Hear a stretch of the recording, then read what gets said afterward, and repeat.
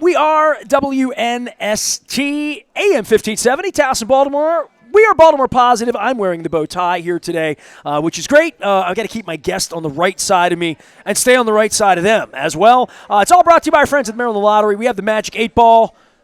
It's like Vanna White. Or yeah, no, it was more like Price is Right. It was probably more like this thing here. Yes, I'm yeah, there you go. The Magic 8 Ball from the Maryland Lottery. We have these. I'm also going to have some Monopolies to give away before it's all over with. It is a cup of soup or bowl. This is the week we get together and talk to nice people doing nice things in the community about awareness and charity and, I don't know, giving a little something back that we do around here. A lot of years we did the Super Bowl. And when I had all the celebrities and Hot Shots and Snoop Dogg and Adam, they all had a cause. And I thought, well, we'll just do that locally. So if you want to hear Joe Flacco or Jamal Lewis or Mike Nolan or any of the Hall of Fame stuff, it's all sitting at Baltimore Positive. In the meantime, I'm bringing some old friends out, some new friends out. We're at State Fair in Catonsville, where I am my belly's full from the chicken and waffles. You know, I came in here today.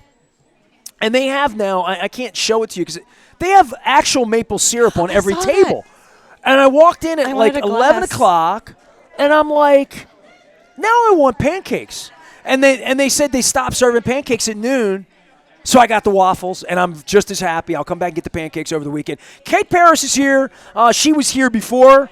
She was running for the thing that I always kid them that I'm not a visionary. I just pretend to be one on the radio. They used to call it Man of the Year and Woman of the Year. Yes. Well, I couldn't be Woman of the Year, but I could be Man of the Year. Well. You couldn't be Man of the Year. You could be Woman of the Year.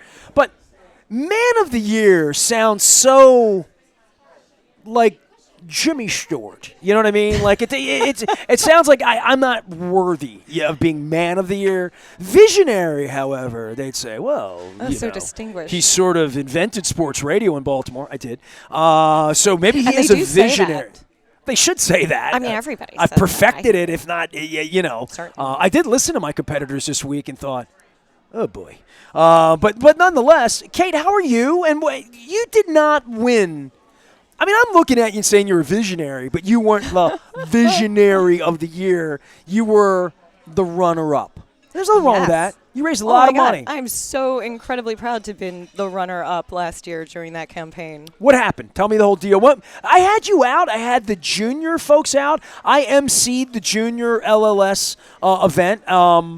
Beautiful kids doing great stuff. We had the best time. We danced. Yeah. The parties at the LLS people throw.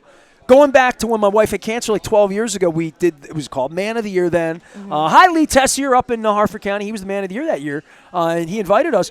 But it's changed a little bit, right? I mean, but it's not the mission, obviously, of saving lives like my wife's, but what the event was and raising money and all the stuff you did last year, which they're doing again.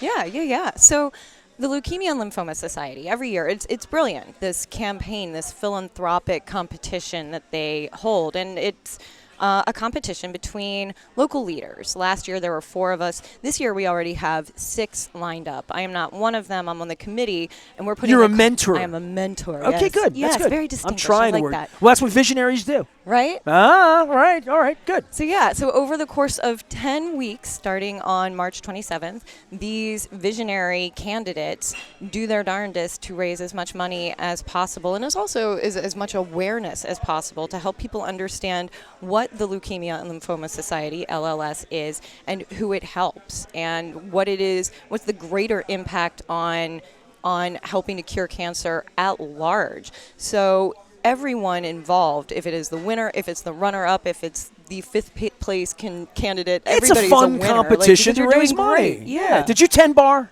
Everybody 10 bar. I never did somehow, and I was a former actress. What was your fundraiser thing? What were you doing? So my fundraiser last year, I had a couple. I had a Krispy Kreme donut competition going on. I can't eat more than one of those. I mean, I'm not. Oh, my husband ate marathon. 12 of them in the course of 2 hours. It was a horrible mistake. But I was going to say, did he turn into sugar? Oh, it was the worst. He did it make him sweeter? For like an hour. I shouldn't ask his wife He couldn't that. possibly be sweeter. Well, there you go. I just checked. Well, there you go. But it made him sweeter. I also hosted a Hot Wings. If you've ever seen the show Hot Ones. I'm out. They have Hot Wings here at State Fair, but it's not.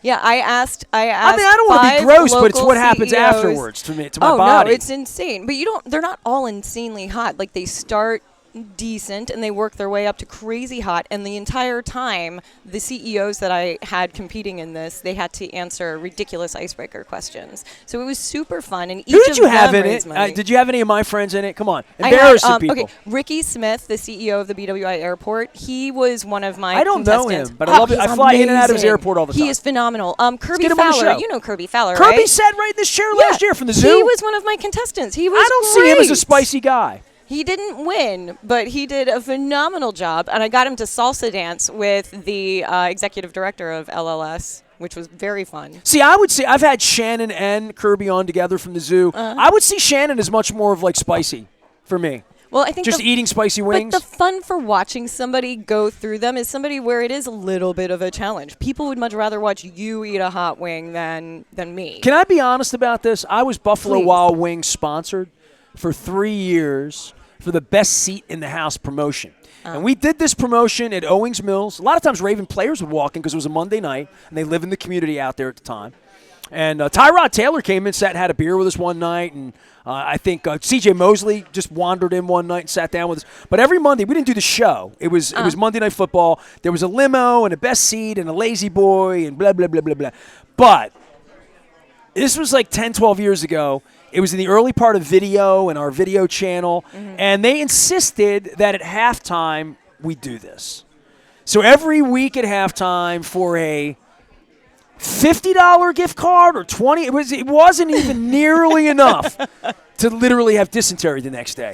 But I emceed it and we videotaped it, and they had little cartons of milk. Yeah. I mean, because I watched men cry at 9:15 every Monday night for 3 Monday Night Football seasons. So there. So I'm very familiar with emceeing this, watching that breaking point of the I'm not gonna cry, because you can't. That's why I don't eat that I love stuff. that you were so I couldn't intimately even familiar smell the with sauce. the look of men crying. I couldn't even smell the sauce. The wings would come, and I'd be like, dude, I can't even. I had to back up off. It's like Snoop Dogg. I had to back up off, because I couldn't even do it. So, did you eat them or no? Well, I was emceeing. Right. I regularly eat hot wings. Oh, I actually thing? hosted a hot wing night at my house with several couples. The three of us couples, we sat around a table, and I made 10 different types of hot wings. It was a big endeavor. I'm not coming to your house for dinner. This is why I've never been to Kate's house. We asked stupid icebreakers. That's the only reason why, is because he won't eat hot wings, and everyone who comes to my house has to I'll eat hot ice wings. cream. I'll come over. I'll bring some so wise when we ice have cream an or ice something. cream challenge, then I'll What is with invite this you and your challenge? wife Are you over. like into the 4th of July hot dog guy? Why do we? My food dream is not about suffering. My Food dream is about pleasure. to win an eating competition. Like, if I could go to one of those places where they have like a half pan of mac and cheese, or like eat the 20-pound burger or whatever. Like, I want to win a 80 t-shirt. pounds soaking wet. I eat so much. I love it. I do too. I mean, I've been eating all week. I was at Costas on Monday. So I love food. You're telling me you wouldn't want to win a t-shirt or have your picture on a wall because you ate some massive amount of something? No. I saw John Candy do the old 89er or whatever back in the no. I grew up in Dundalk. We did buffets all the time. I was an Ovaltine because of all that. No. But the challenge of doing this, is there video of Kirby Fowler doing this? There is. I only have a snippet of him dancing the salsa. I don't have the actual snippet of him eating the wings, but there are pictures out there. I'll send you stuff. I got to get Kirby on the show. He was I love the amazing. zoo. He was so much fun. We did an event last year with your organization, with Accelerent.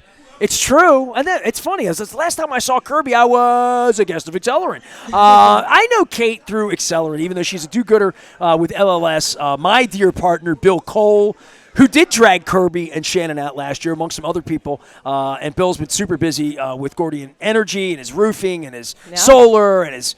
I broke my coffee mug on the set like 6 months ago, and it was like my binky, the Cole Roofing coffee. And now I broke it, and he hasn't replaced it.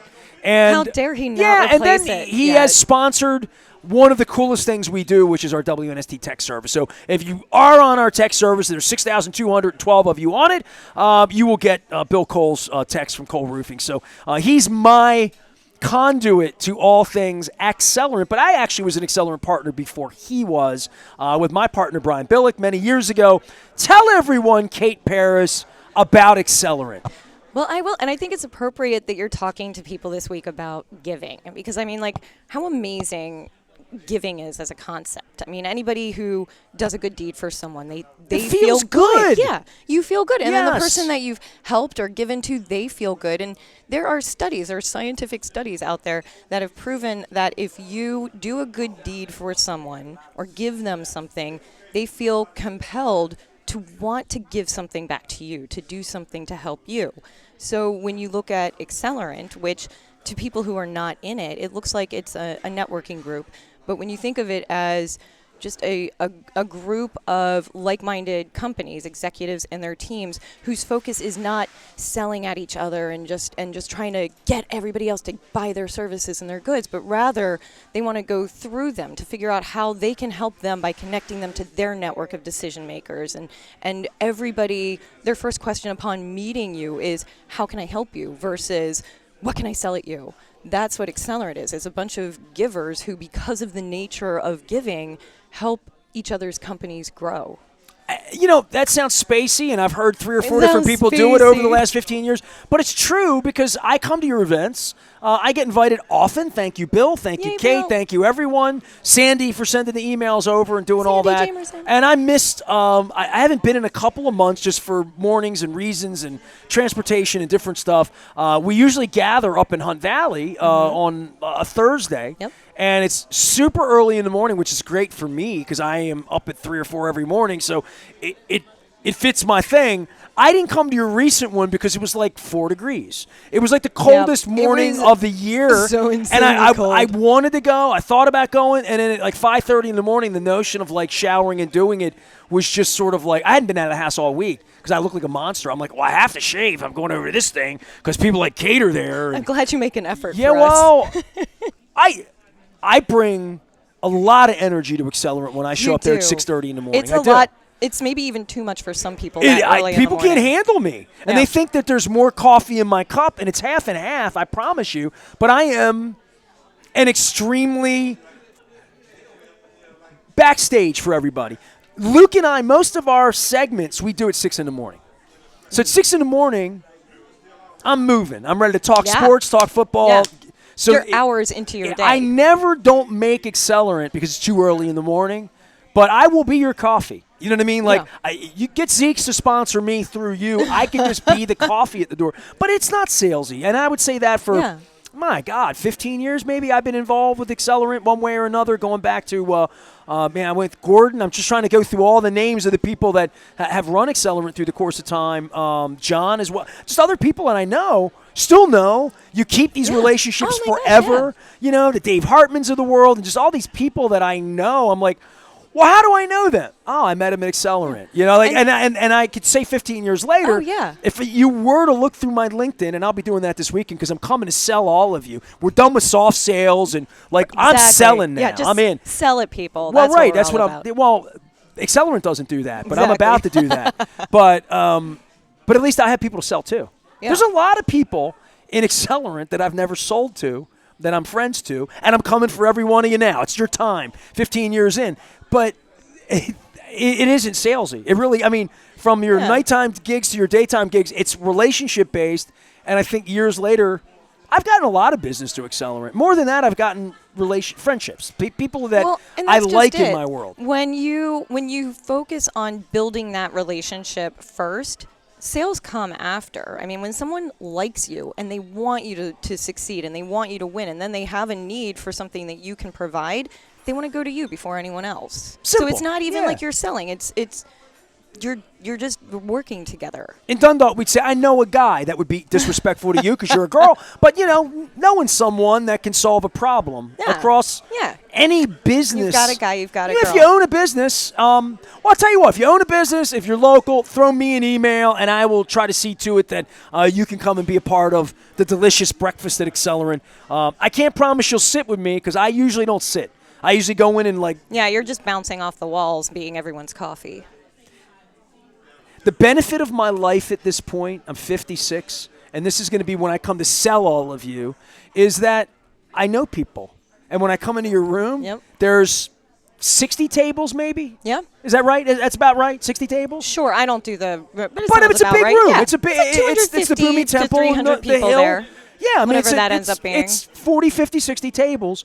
I know at least one person at 80% of the tables every month. And some months I might know 2 or 3. Some months I might know 8 out of the 10 people at the table. Yeah. So it is a Baltimore, Nido torpedo concept that I am thrilled to be invited to from time to time. And I think I could be a semi-decent spokesperson for you when I'm not trying to sell people, because I'm hard sell. I'm not hard sell But at I'm all. not selling at people. I'll tell them about this organization where nobody sells at people. Sometimes when I sit with people I like you, I feel like doing the sweaty balls, the Saturday Night Live skit. Cate Paris is here. She is from Accelerent. She is here representing the LLS folks of Leukemia Lymphoma Society that I have helped many times over the years. My wife has been involved in having her life saved, so it's like, it's pretty close to home for me. Yeah. You know what I mean? And I haven't cried yet on the air this week. I tried 13 times last year during a couple Super Bowl. I'm 0 for like 14 already this week. You tried 13 times to cry? I cried. No, I just couldn't help it. Oh, I had bad. Everything made me sad last year.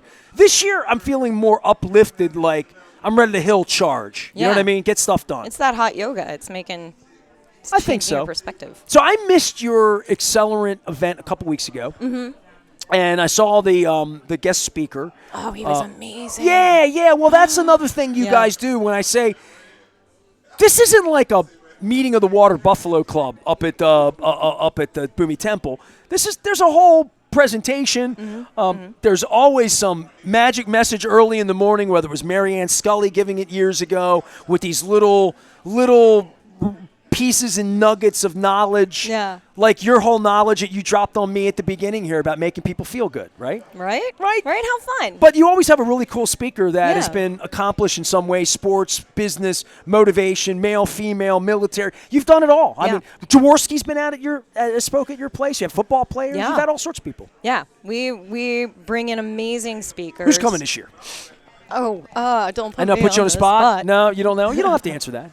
Well, someone great. Just say that. Great. Honestly, they're all amazing. It could be anyone, and Accelerant is so good at bringing in these motivational, inspirational speakers who have messages that are delivered to executives and their teams alike.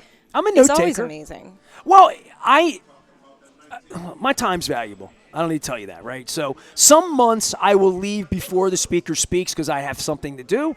If I don't, I'll look it up and say, I'm going to, maybe this person flew airplanes or did whatever they did in life. It's cool that they're there.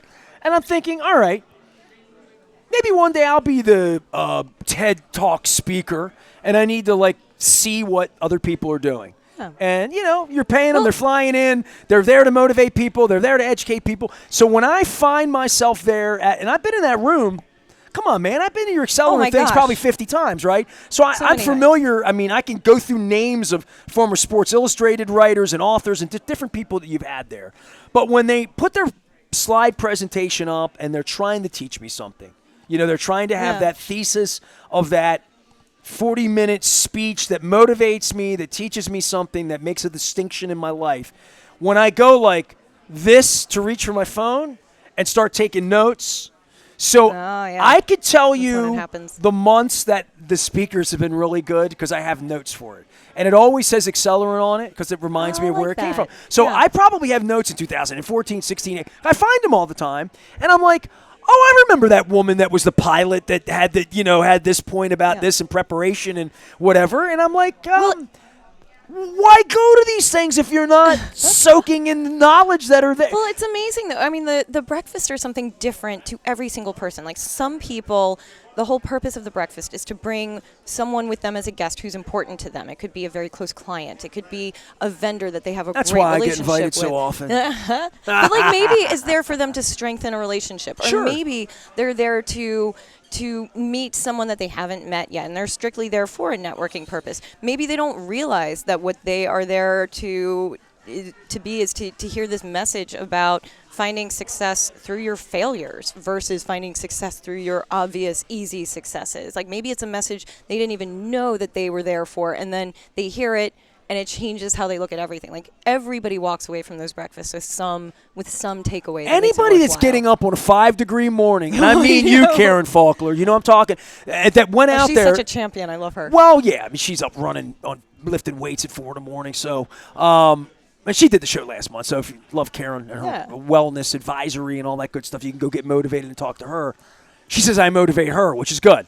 But for the people that go over there, and, Karen's a great example. Somebody lives up in Hampstead, put on a dress, look nice, get your hair done, get out 6 in the morning, have to leave. You show up. There's an amount of effort that goes into that to 2 or 3 hours that goes beyond seeing people you know or whatever. I just think there's a mojo about it that people leave with energy. I mean, I've left there at 9:30 many mornings thinking, learned something, saw people I like, and some people I don't like and don't like me. Sometimes I'm just kidding. It's not Karen. She likes me. But I see people, and it's nice. And when I don't go, my wife's like, what's wrong with you? Go out and talk to people. Get out of the house. Your wife is like, get out of the house.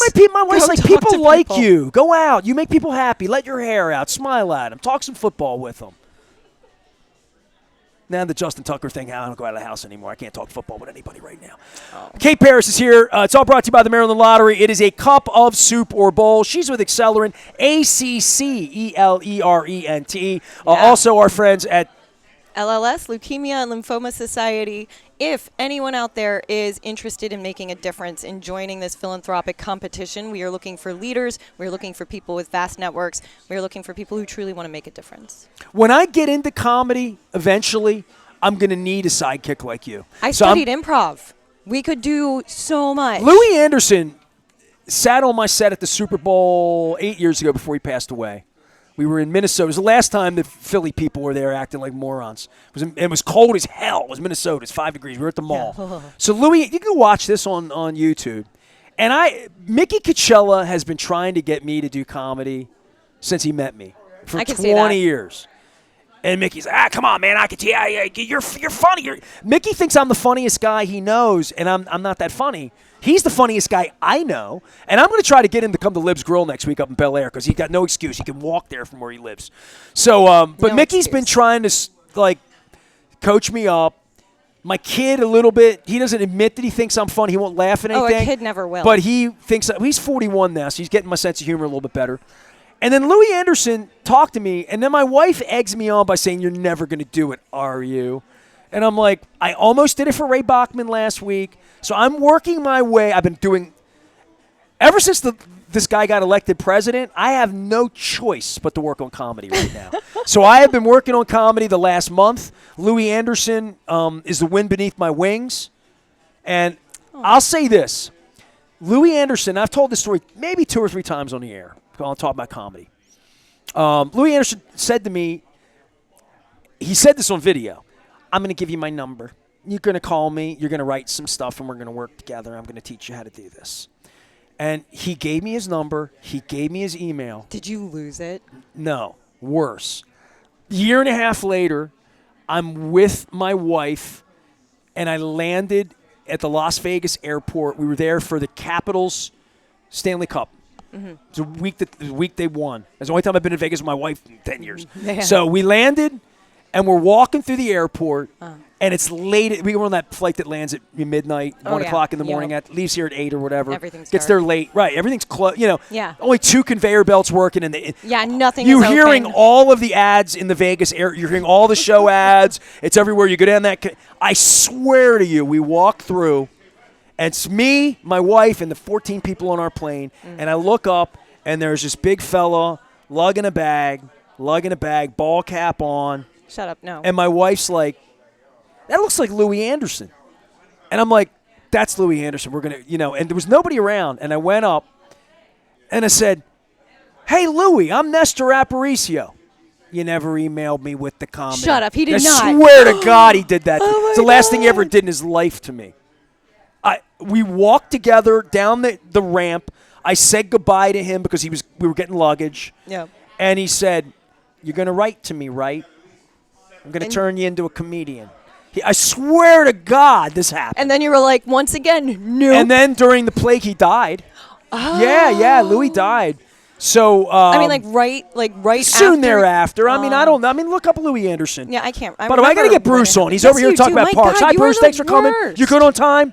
You're okay? I lost my 2 o'clock. We're going to hang. We're going to talk about animals and fox and deer and all that good stuff. Birds, owls, whoo. And I got He knows park what people here. owls sound like. I live in the woods. So Louis Anderson was a beautiful man. And so you did improv? Yeah, You were I like an studied actress. with the Upright Citizens Brigade. I did an improv thing with Robin Williams up in New York 1,000,000 years ago. We lost Louis 3 years ago last week. It was only 3 years ago? So we lost him January 21st of 22.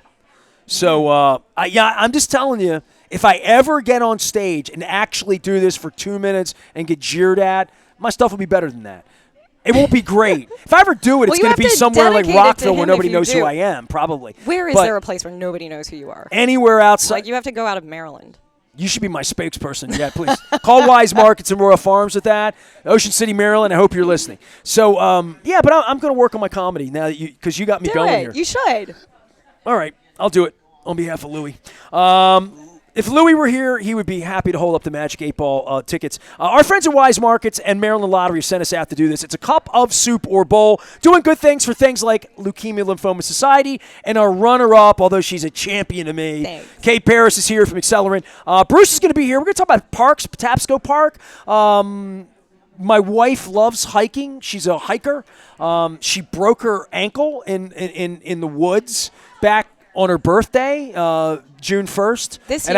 And I had to go find her in the woods and get her out and take her to the, So my wife is a hiker with the vest on and the tubes. Straw, the things that I used to have beer in when I went to Preakness. She puts you water in, right, and goes out in the woods. She's got the poles. She's got the poles, Bruce. You know what I'm talking about? She got the boots. She goes up to New Hampshire, and because she's from the Granite State, live free or die. That's New Hampshire. So she goes. They have lighthouses up there, and she's been collecting these patches or pins from up there. So so that's it. That's what I know. And also, a friend of mine's daughter is like a park ranger at some park in Middle River that I've never heard of that I'm going to get to. So we're going to talk state parks. I am about 6 blocks away from one as I just go through Muller's house here, and boom, I'm in the state park, and lions and tigers and bears. They're all there. Oh, my. Cate Paris, Accelerent, Leukemia Lymphoma Society, fist bump for you. I'd hug you and all, but it's the cold and flu season. And I'm at State Fair, and I had chicken and waffles. I'm going to take home some delicious salmon. I would advise everyone to get over here to Catonsville. When you do, help our friends at Catonsville Emergency Assistance. They were here. El Guapo, the Basement, the Beaumont, and, of course, here at State Fair. We're at Cooper's North in Timonium on Friday. We're at Lib's Grill in Bel Air on Wednesday with County Executive Bob Castley up in Harford County, who I've never met. And then we're going to be back at Fadley's 2 weeks from now because I was a complete knucklehead and locked my equipment in the trunk of my car on Tuesday. There was no cup, there was no soup, and there was a bowl over my head from being an idiot. I'm back for more at State Fair. Thanks for coming, Kate. Thanks for having me. She's never coming back. There's no way she's doing the show again.